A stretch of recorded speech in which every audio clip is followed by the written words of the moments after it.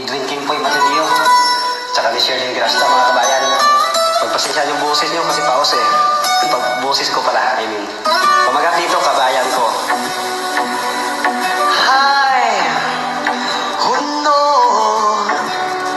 Kimpoy Matidio, si Edwin Kimpoy Matidio, OFW tarantado,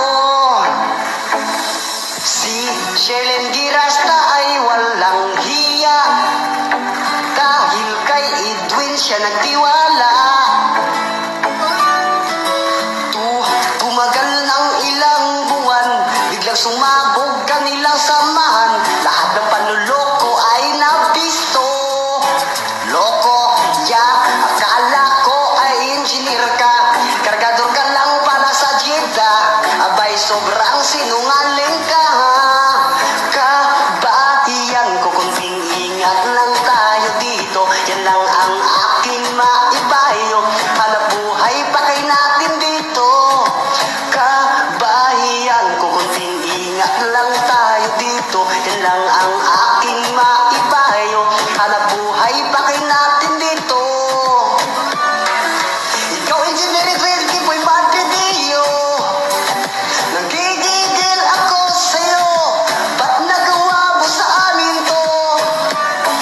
Sinira mo lahat ang imahe ng OFW. Damay pa kami mga entinero. Napakasinungaling mo na tao. Nakita ko mga ikli mo, ang daming mga bastos dito. Mga pamilya sinisira mo, wala ka na talagang puso. Sinungaling ka ngayon, kulang ito nalaman. Dami mo palang naging kasintahan. Di ako mapakali, gigigil ako sa'yo pare. Gusto sana kita batukan pre, maluloko ka talaga pre. Sinira mong pamilya ni Charlie. Girasta, anak mo'y umaasa. Sana'y mawala na sakit ng nadama. 5 mong anak ang kawawa. Sana'y magbago ka na at mamuhay ng payapa. Girasta, anak mo'y umaasa. Sana'y mawala na sakit ng nadama. 5 mong anak ang kawawa. Sana'y magbago ka na at mamuhay ng payapa. Kabahiyan ko, kunting ingat lang tayo dito. Yan lang ang aking maipayo. Hanap buhay pa kay natin dito. Kabahiyan ko, kunting ingat lang tayo dito. Yan lang ang